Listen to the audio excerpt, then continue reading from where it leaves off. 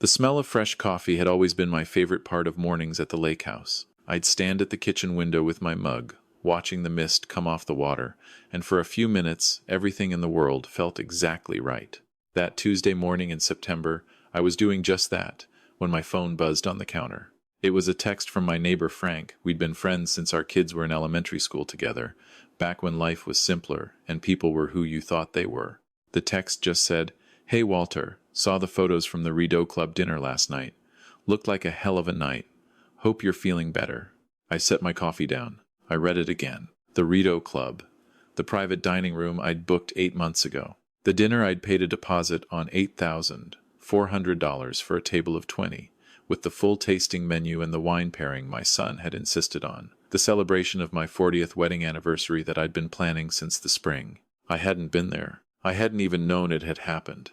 I stood at that kitchen window for a long time, watching the mist burn off the water. My hands weren't shaking. That surprised me. I'd expected them to shake. Let me go back to the beginning, because this story doesn't make sense unless you understand who I am and how I got here. My name is Walter Beaumont.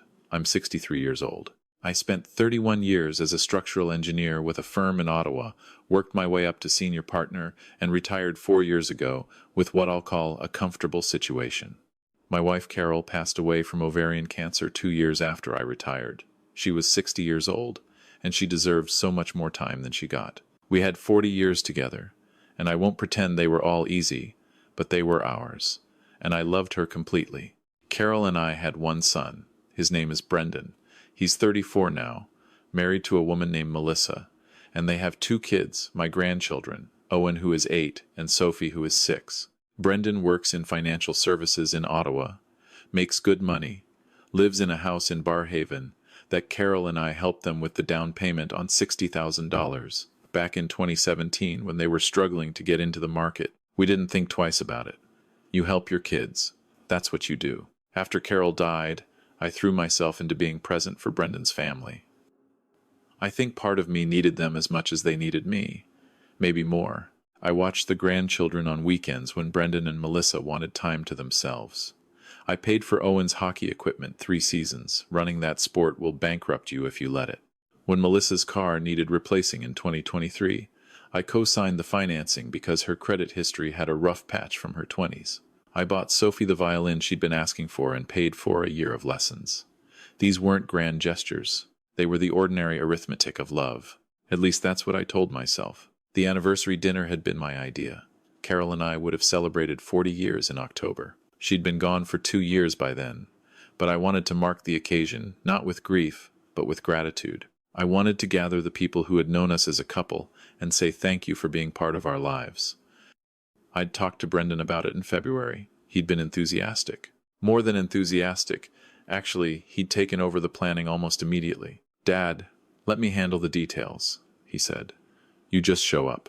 I should have heard that differently. I didn't. He told me the Rideau Club had a private dining room available on the 3rd Saturday of September.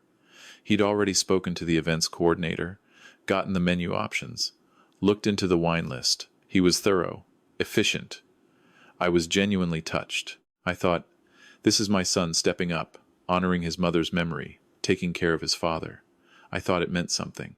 Over the following months, I transferred money to Brendan as he asked for it. The deposit in January, $8,400. The catering balance in July, $11,200. The wine package in August, $4,600. Flowers, a professional photographer, a small printed keepsake booklet with photos of Carol and me through the decades, another $3,800. I also gave him $4,000 to cover travel and accommodation for Carol's sister Patricia, who was flying in from Victoria, and for Carol's best friend Diane and her husband, who were coming from Toronto. In total, I gave Brendan just over $32,000 for this evening. I didn't track it that carefully at the time.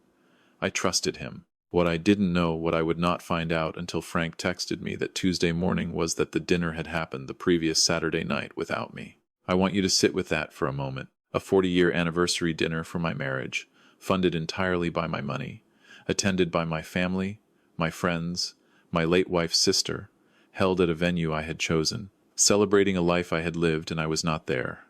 I was at home.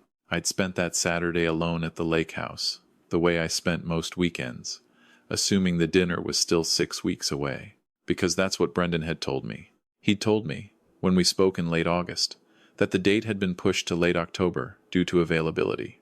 He'd been calm and specific about it. Scheduling conflict with the venue, he said. They'd given us a new date. Nothing to worry about. I'd believed him without question. Why would I not believe my own son? I put down my coffee, picked up my phone, and called Brendan. He answered on the third ring, and I could hear in his voice just in the first fraction of a second that he already knew why I was calling. "Dad," he said. "Brendan." I kept my voice even. "I got a message from Frank Delaney this morning. He saw photos on social media from the Rideau Club last Saturday." Silence. "Brendan, was the dinner last Saturday?" Another pause. Not the pause of someone who doesn't know the answer. The pause of someone calculating how much of the answer to give. "Dad, we were going to tell you. Was the dinner last Saturday?" "Yes." His voice was flat. "But it's more complicated than you're making it sound." I sat down at the kitchen table. The mist outside was almost fully gone now. The lake was clear and very still. "Explain it to me," I said. "Explain the complication." What came out over the next 20 minutes was one of the most extraordinary things I have ever heard from another human being, let alone from my own child. Brendan told me, and I want to be precise about his words because they matter, that he and Melissa had decided, after a great deal of conversation, that having me at the dinner would change the dynamic. He said I tended to dominate family gatherings. He said Carol's sister Patricia had expressed some hesitation about seeing me, because it brought up complicated feelings about Carol's illness and whether I had made the right decisions about her treatment in the final months. He said several of the guests had known both Carol and me as a couple, and having me there as a widower might make the evening feel heavy and sad rather than celebratory. He had, therefore, with Melissa's encouragement, decided to hold the dinner without me and simply tell me about it afterward. He said, "We wanted to celebrate Mum's memory without it being about your grief. I need you to understand something.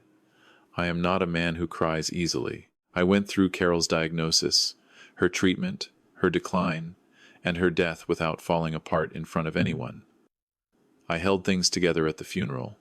I held things together for Owen and Sophie when they asked where Grandma had gone. I am not built for public emotion. But sitting at that kitchen table, hearing my son tell me that my grief for my wife of 40 years was an inconvenience to the celebration of my own marriage, something in me went very quiet in a way I had never felt before.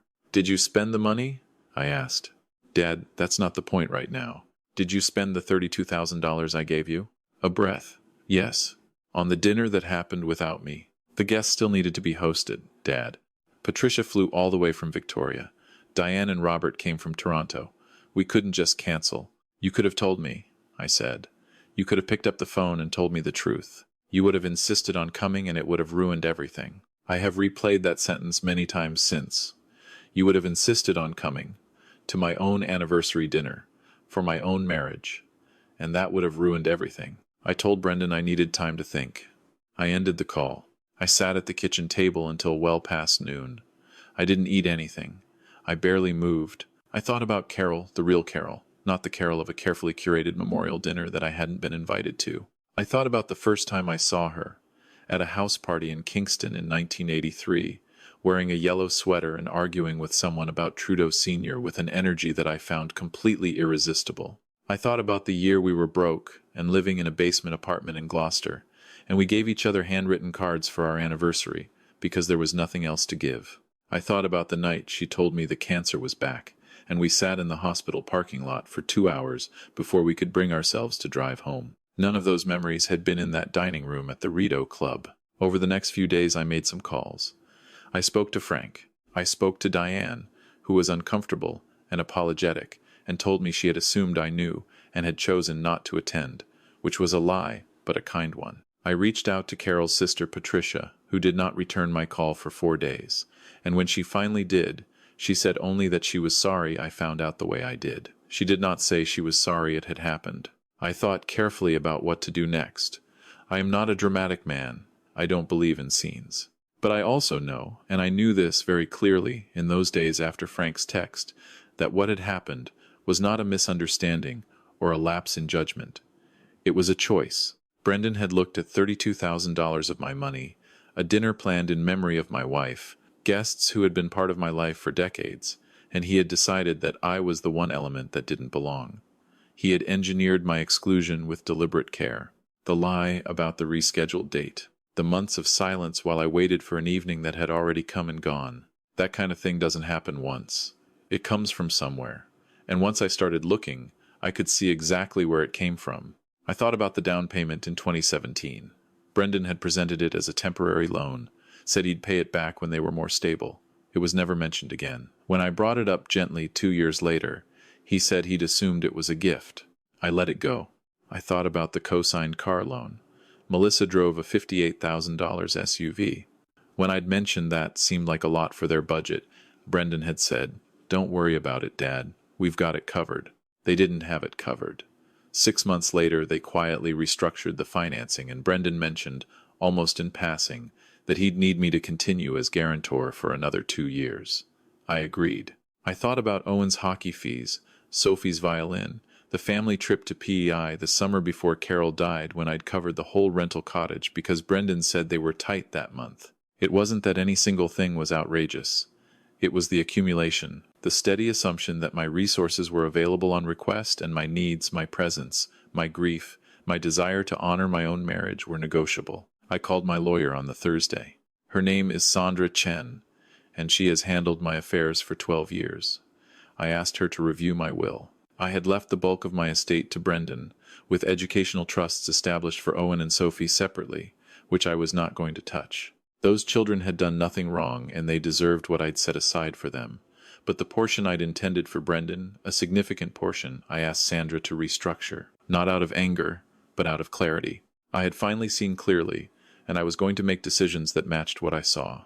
I also called my financial institution and closed the joint account I'd maintained with Brendan for family expenses, an account that, I now realized, had functioned primarily as a convenient way for him to request transfers without explicit conversations. There was $6,200 in it. I moved it to my personal account. I did not call Brendan during any of this.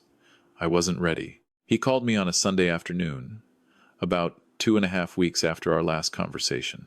His voice was different this time, less calculated, more strained. He and Melissa were having some trouble with their mortgage renewal, he said. The rates had gone up significantly, and their original fixed term was ending, and they were looking at a payment increase that was going to be difficult. He was wondering if I might be able to help bridge the gap while they sorted out their finances. He did not mention the dinner. He did not apologize. He asked about the grandchildren, told me Owen had scored a hat trick at his last game, that Sophie had a recital coming up. Normal things. Then he circled back to the mortgage situation. I let him finish. Then I said, "Brendan, I have to be honest with you. I'm not in a position to help with the mortgage." A beat of silence. "Dad, it's not a huge amount." "It's not about the amount." "Then what is it about?" "It's about a dinner at the Rito Club," I said quietly, "and $32,000. And the fact that you still haven't apologized." The conversation that followed was not easy. Brendan was defensive at first, then hurt, then in a moment that surprised me, he got angry. He said I was holding the family hostage with my money. He said Carol would not have wanted me to be like this. He said the dinner had been a beautiful evening, and I was making it ugly by turning it into a financial dispute. I listened to all of it. Then I said, "Your mother would have been devastated, not by my response, by what you did." I don't know if that reached him. I don't know if anything I said that afternoon reached him.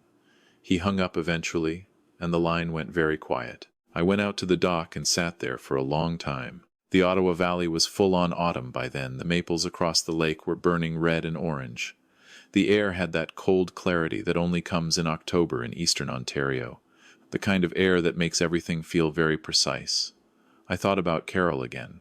I thought about what she would have said, because I knew exactly what she would have said. She would have said, "Walter, you knew. You always knew.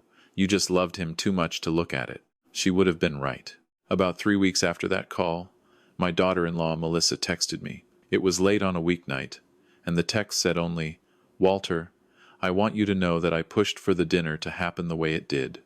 It wasn't only Brendan's decision. I'm sorry." I read it several times.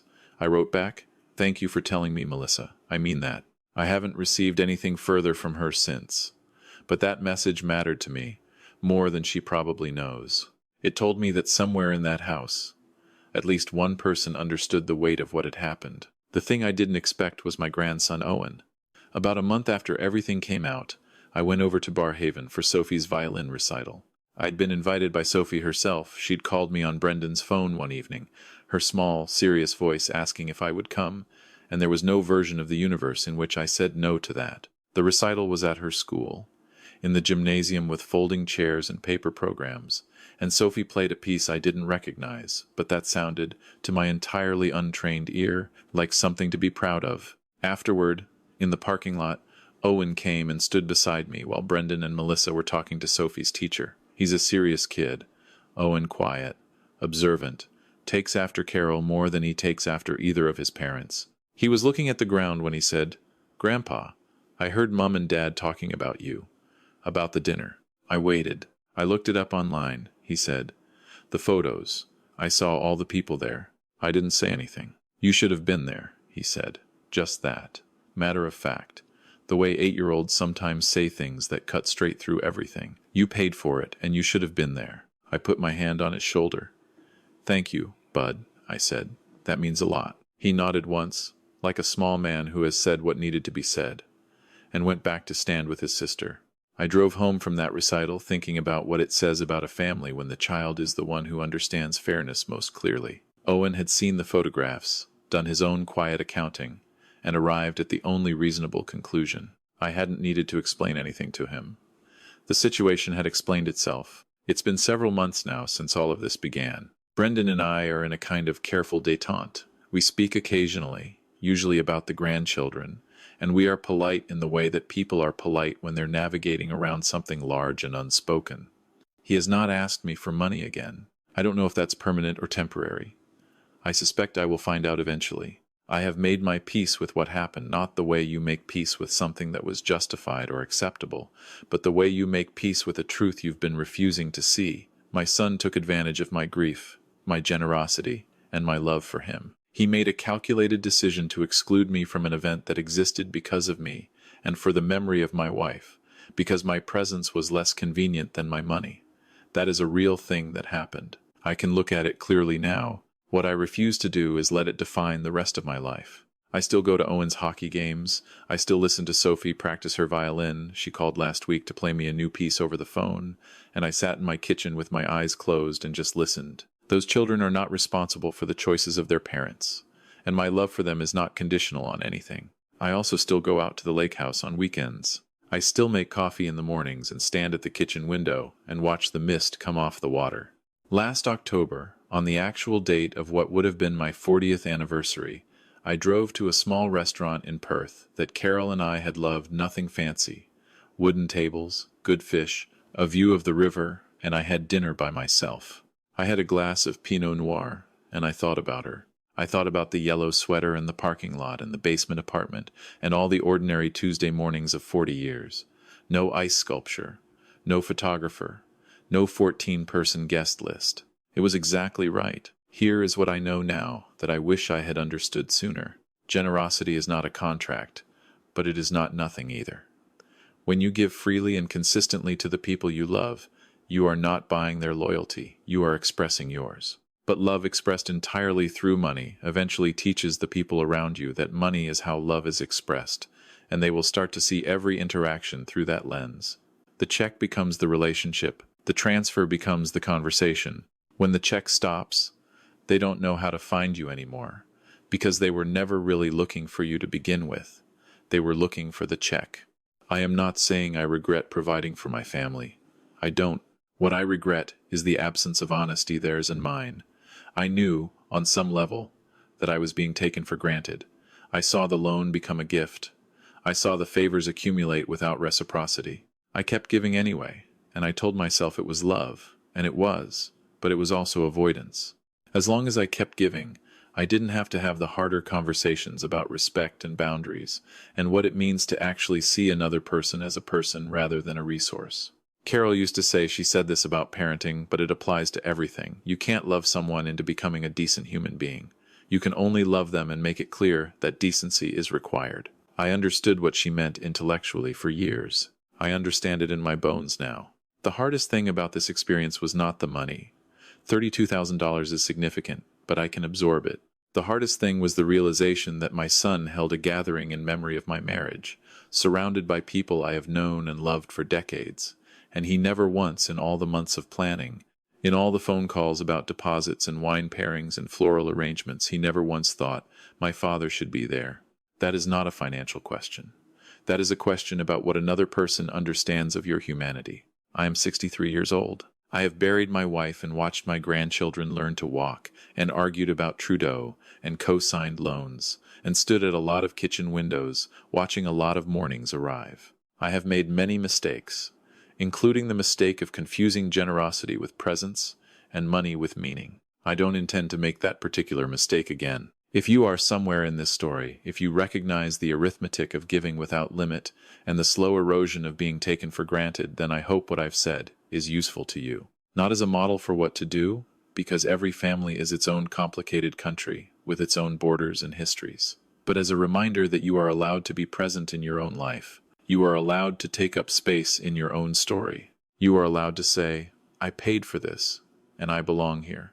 And if you can't see that, then I need to rethink what I owe you. The mist still comes off the lake every morning. The coffee is still good, and I am still here, which turns out to be enough.